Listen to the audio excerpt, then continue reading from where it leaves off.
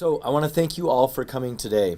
On the campaign trail, I heard from people from all walks of life that unequivocally public safety is the number one issue facing Albuquerque.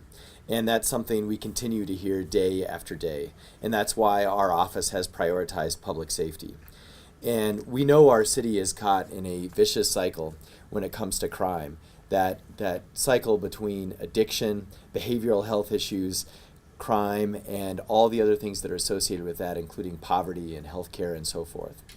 But at the end of the day, we've made fighting crime a priority from all sides, each one of those pieces in that cycle of poverty. And that's why our budget reflected exactly that. Now, as we're doing that... Can you check the paper just a little? You're on my mic. Okay. Sorry. Sure. So what we've done, first, we restructured the leadership at APD. And that sent a big signal in terms of what we're going to focus on and how we're going to be able to execute. And that's something we started on actually even going back to our transition time. We've also begun to implement new strategies in terms of community policing and auto theft. And the budget proposal that we submitted to City Council is focused on hiring more officers and getting serious about giving our officers the resources they need to get the job done. Now, the new budget will be reviewed by council and will take effect July 1. And so obviously that's now in their court, sort of downstairs, but eventually it'll come back to us through that process in May. Today we are sharing the data with respect to the last quarter of crime stats. And this is something that I think is relatively new. We are going to try and systematically share and disclose crime stats roughly every quarter going forward. And that's something that we hope will bring some consistency and some transparency in terms of how we talk about crime in our city. Now, there are many different methodologies to measure crime stats. We are going to use going forward the same methodology more or less that we've been using for the last 20 years. So we're using RMS data, and some of our folks will go into exactly what that is. But there are other ways to calculate this. There's other sets of statistics. But if we use this set of data, we can actually compare going back, at least a decade or so in terms of year-over-year comparison. And so it allows us to do things apples to apples. And that's why we want to continue to keep using RMS data when we talk about crime stats. Now, the stats we're going to go over today are for the first quarter. So it's January through March. And this is a year-to-year comparison comparing the same stats last year. And we believe that, statistics can never tell the whole story. We acknowledge that. But it's important to make this data available. And of course, we use this data to identify trends and to make informed decisions in terms of public safety in Albuquerque. Now, in terms of the trends, as you've heard us say, we have made auto theft a priority for this administration. And the reason is because it's such a nexus to other types of crimes. And we actually are seeing this bear out a little bit in the statistics. So if you want to look up here, I know it's a little bit blurry. We're going to have, I think, handouts, and this is all going to be available publicly. But in the first quarter of this year, we've seen auto theft down at least 12%. And this is an encouraging trend because it suggests that our crime fighting strategies are making a difference. Now, vehicle theft is still unacceptably high in our city. And let's be clear, all our crime rates are unacceptably high in the city. But when we see this trend, it actually shows that we're making some progress. And the same holds true for some other key categories. So you can see auto burglary is down 31%, commercial burglary is down 6%, residential burglary down 7%.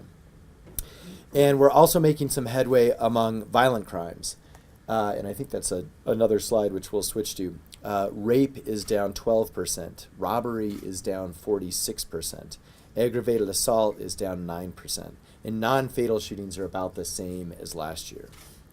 Now, on the other side of the spectrum, we all know that there have been a number of troubling homicides in Albuquerque, and that this rate is much higher than it was last year at this time period.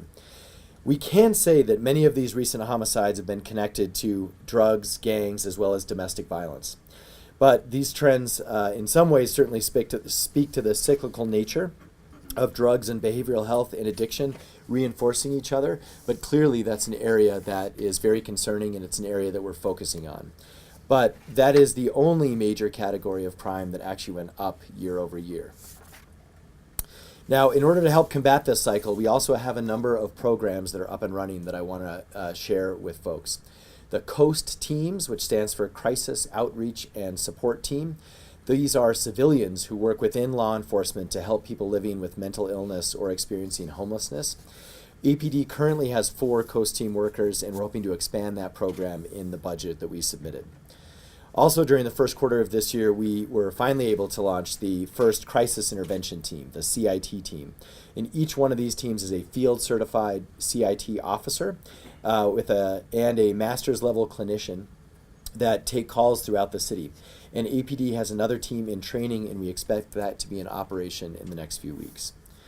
APD also continues to partner with Bernalillo County on the Law Enforcement Assisted Diversion Program, or LEAD program. And that program will be used to divert individuals with opioid and mental health problems from the criminal justice program. And these officers recommend, officers can recommend for an individual that they go through the LEAD program if they meet certain criteria, including not having any violent history. So for us at APD and for us at the city, I think the biggest thing that we can speak to is new leadership. And the reason why the public can be at least a little bit encouraged by these trends is because we have new leadership in place, also using new crime fighting strategies and a new energy from officers who are making incredible progress under very difficult conditions. While we may not always see these results in the data, we might not always see the results that we want, but we know that our officers are committed to making progress on public safety every day. And I want to thank all our officers who are out there doing good police work each and every day in our community, and for working exceptionally hard during these difficult times.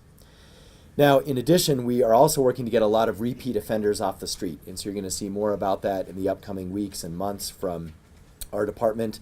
And also over the summer, we're going to see a real firm commitment to what is community policing in terms of going forward in our community, and how do we actually flesh that out on a block by block level. That's what we'll be working on this summer.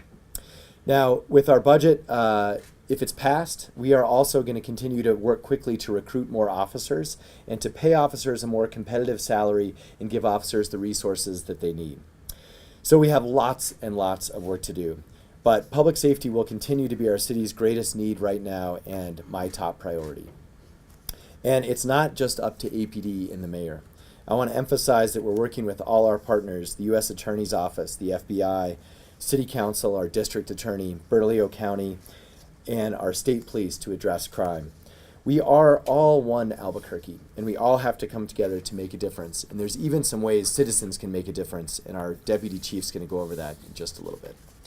So with that, I want to hand things over to our chief of police to add some additional commentary. Thanks. Thank you, Mr. Mayor. Good morning, everybody. As the mayor has pointed out, we're very encouraged by some of the results we're seeing, even though it is at an early juncture. It's definitely the results of our crime fighting strategies that we've implemented to date. In addition to the reductions in these incidents of crime, we are seeing a big difference when it comes to increased police activity, and I have to give the officers on the street a lot of credit for that.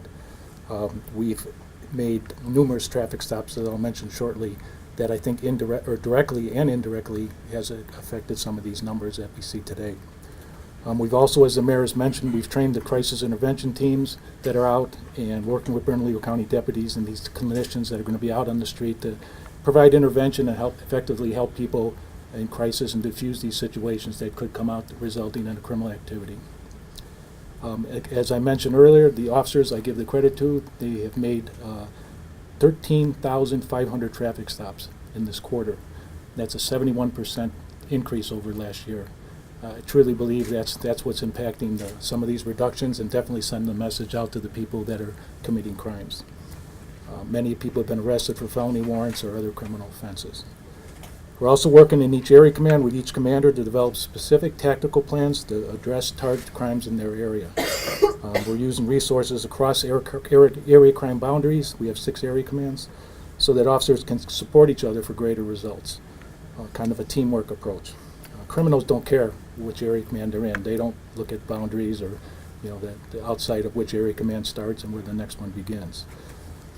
To that end, I want to kind of highlight a specific incident that happened and involved some of the use of some of our intelligence information from the data we've collected. Not only it will show how this information is used as an intelligent-led policing strategy, but it's also showing what we're up against as a police force, what we deal with on a daily basis. So as part of a community policing initiative, officers in the Southeast Area Command met with business leaders in the Nob Hill area. They were having a number of difficulties around the bar districts where people were congregating after closing hours. The commander met with the businesses as well, met with his officers and developed a plan to shift some resources, so to speak, to address that crime in that area. Officers working overnight just this last Saturday successfully responded to and handled a fight call involving an offender who put several people at risk. He drove away recklessly and actually almost took out some of the police officers as he fled. Everything did work out that night. We're happy nobody got hurt, but you can simply see how these incidents at a bar or at a family fight or whatever can quickly escalate and could result in one of the homicides that sometimes we don't have that ability to impact. So far this year, homicides have, as I think the mayor mentioned a little bit earlier, we see that the trend is drug and gang-related violence. There's also some obviously gun violence in a great number of these, and domestic violence in a few others. We have made 3 arrests on some of these in the last couple of weeks, and we're making progress in that regard as well. We're counting on our aggressive strategies and getting additional officers to help us do even better. As we receive these resources, I expect these numbers to even increase.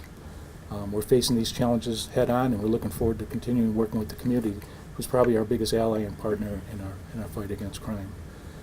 Now Deputy Chief Medina will give us some tips as we approach summer and how the city should prepare.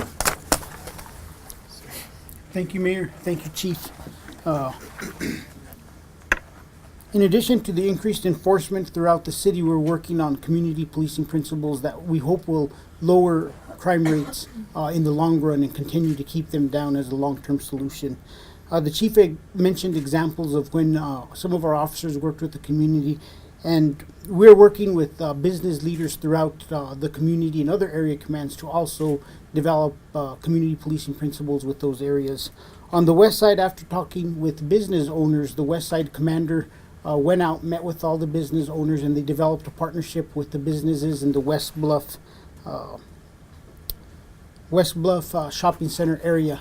After this, they created a bicycle unit that patrols the West Bluff shopping district, and from that time they've been producing a large number of arrests, proactively finding individuals with warrants, apprehending individuals if they've committed crimes, and this partnership is leading to a reduction in criminal activity in the area and a better working relationship with the community and the police department. As we grow and we get additional resources, we're hoping that we're able to continue this trend and start these type of activities throughout the city at other business locations and continue the same process of developing the partnership and lowering crime rates together with the community. As we get to other parts of community policing strategies, one of the biggest parts is education to the community. And as summer comes along every year, we see an increase in residential burglaries during summer months. And when you look at some of the homes in the older parts of the city that have the alleyway system in the back, some of the points of entries that we generally see are residential burglaries that occur because somebody leaves the back window simply open to try to cool off the house during the day. And while an individual is simply trying to cool off their home, it leaves an avenue for a criminal to break into the home easily undetected and commit a burglary and take small items which they go and they get rid of later for cash. So we're just asking the community that during the summer months to please remember that we are going to see possibly an increase in residential burglaries, and we must remain vigilant, and we must use strategies like keeping our windows closed during the day, keeping our garage doors fully closed, not leaving room for somebody to go underneath, ensuring that we don't leave a key under the front doormat, such as a lot of people still do, surprisingly. Leave it with a trusted neighbor. Also work on prevention with developing a neighborhood watch in your neighborhood. Also, things that can be done are simply knowing your neighbors, getting out there, making sure that we know our neighbors. For so long we've forgotten that partnership building within our own neighborhood. Getting to know your neighbors, letting them know when you'll be there, when you won't be there, how they can keep an eye on your home and who should be there is probably one of the most proactive and easiest means somebody can use to protect their home from burglary. So as the summer months come along and as time goes on, we're going to really enforce working on the educational component and getting these tips out to the community on how they could prevent themselves from becoming a victim of crime, because that is also a big portion of how we can continue to lower crime. Thank you. Okay, thank you very much. And I think what we can do now, of course, is take a few questions from folks. There's also, I think, some individuals who most folks recognize here, but we also have Lieutenant, is that right? Yes, sir. Lieutenant from our auto theft program, especially for some details there. And of course, James Lewis, our civilian senior advisor over APD. Okay, questions? So, whenever we were talking about those homicide numbers, I know we've been harping on that a lot. How you said that that's going to be an area of focus. How do you mentioned this is a bunch of, scum after scum doing this, but how do you combat that? How do you focus on that? What would you do? Well, just to start with, and then the chiefs can chime in. We didn't phrase it quite like that, but I think it's important for the community to know that these seem to be contained in those areas. So I think folks can be at least feel reasonably assured that it's not like these types of activities are just happening sort of all over town to all walks of life. That's not true at all. These are very specific instances that tend to be always highly correlated with homicide. And so part of our budget proposal is the answer. If we have more officers, we can have more specialized units to deal with these types of activities. So anything else you guys want to add to that? Just obviously, we're doing some operations specifically targeting people with history of violence and maybe gun possession, felons in possession, things like that. We get some of those people off the street, we may be able to get information and prevent future homicides. Our narcotics units are doing a great job. They're out there, they get good intelligence information. Usually, nobody's going to be able to predict without a crystal ball that one of those are going to kill another over a $40 debt. And we're working closely with the district attorney in terms of preparing cases and getting the information he needs to prosecute these violent people and then get them off the street. And that probably will reduce the clientele that's involved in this little cycle of violence. How are you going to pass the staffing problems? Because you're talking about in the future, if we get more of the funding, we can get more officers, but right now, we are still greatly understaffed. Looking at the stat you've got up right now, traffic stops went up 70%. I know for years, traffic stops have been down because the staffing wasn't there to do those. Those officers were used in other violent crimes. So how have you gotten over that hurdle all of a sudden? Is this overtime? Are people getting pulled from other areas? Well, and I was arrested, like in the Nob Hill issue, he pulled his own resources. Sometimes it involves overtime. We're trying to minimize that, but adjusting schedules or having officers that can come in a little later so they can work these. We can mount resources. It's the attitude of can we do it or we can't do it. If you start with the wrong attitude, it won't get done. There is a shortage, but we also have support from some of our investigative units that contribute as well. In the auto theft task force, we have help from other partners like the state police and Bernalillo County. We reach out, to use as many force multipliers as we can. But I think the key is that there's a change in the officer's attitude. The officers are using their unaccounted time to do these traffic stops, knowing that criminals are driving in cars, knowing they have drugs in cars and guns in cars and people with felony warrants.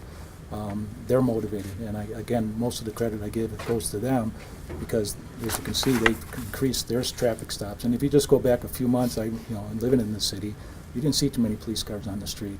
Now I'm very encouraged when I see the lights flashing. I know you might not want to see them in your rearview mirror, but I'm encouraged when I see our officers out there at least contacting citizens. And it may just be minor violations that they're giving warnings on, but other people see that as well and take notice. Chief, do you think that pulling people over and having more traffic stops leads to, are you catching would-be criminals before they go commit a string of robberies? Is that sort of a theory that you have, catch problems on the road before they become? Yeah, it's not my theory. There's actually studies in traffic, especially traffic enforcement, is, we know the nexus is to vehicles, but there's also a nexus is the route they're coming into the areas that they're doing their crimes. So sometimes we may not see, as Deputy Chief Medina mentioned, that criminal is coming off the back alley and going through somebody's patio door, But when he drives his car off and it has no license plates or things like that, we stop it as he's going down, say, Central or one of the main arteries. Unbeknownst to us, we stop that criminal, and he's just committed a crime that hasn't even been reported yet for the most part. So there is studies where the more traffic enforcement in certain areas is you either deter him from coming in or you catch him on the way out. Chief, could you give us a rundown of where we are in terms of staffing right now and how many people we have in the academy? I can. I might ask for some help. If you want to address it, because you got. Sure. I think that right now we have approximately 852 officers. Right now, currently, the academy has, I believe, 19 officers in the academy that are getting ready to graduate. One of the encouraging trends that we are seeing is we have 25 seated for the next academy class, with 30 what we consider well-qualified applicants who have passed all initial testing process. We have about 30 of those. So we're hoping to get an academy class in the mid-40s, and we also have a number of lateral applicants that are in the process now, and I think they number right around 16. So we're still in need of officers because we're so greatly short in that area, but we are seeing encouraging trends that are indicating that we are doing a little bit more in recruiting Just one efforts. quick follow-up. When does the next academy class start? The next academy class starts, I believe, in mid-June timeframe. And this will be the first class that we've really, this leadership team has been behind. And so we are encouraged, obviously we do need hundreds of more folks, but those numbers are higher than they have been in recent classes, and that's a good thing. I know it's been a very short window, and you mentioned that there's been a change in attitude in the force. Have you seen any indicators that there's going to be a reduction in people retiring early, or lateral transfers just to other departments? Because that seemed to be a problem for a while, people wanting to get out of here. Has that changed? But just from what I've seen, because I get all the letters when people leave the department, the majority of them, and some of them were people I worked with before, it's just they're retiring because it's their time. They're moving on with their family, their spouses are maybe taking jobs, and they're looking for second careers.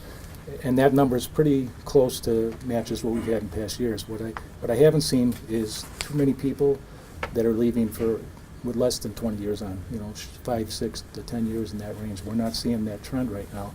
Maybe a couple that occur for, again, different reasons. But right now it's early to tell because it's only a few months into it. But I haven't seen a big turnover. Actually, we're graduating a class in May of about 30-some from APD. So, so we have some people, in the reserve right now that will be coming out and be trained as we start a new class in June. So what do you account for the change in attitude in the force? It seems very positive, but why could that have not happened last year? What's different? Well, you The probably, top. well, I don't I'm want to just telling you. I don't want to take credit, but I mean the He's officers. very humble about it. The officers are motivated again, and I think we sent the message out is not to be afraid.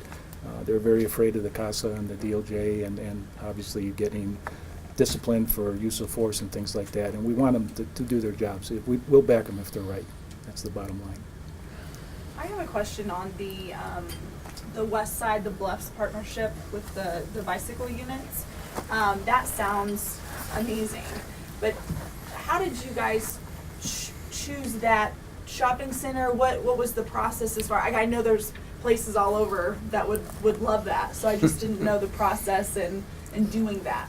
Every area command has its hot spots within this area command itself. I know we've talked about, the 5 big areas within the city where there's a lot of crime, but each area command has a area that has an elevated amount of crime within it.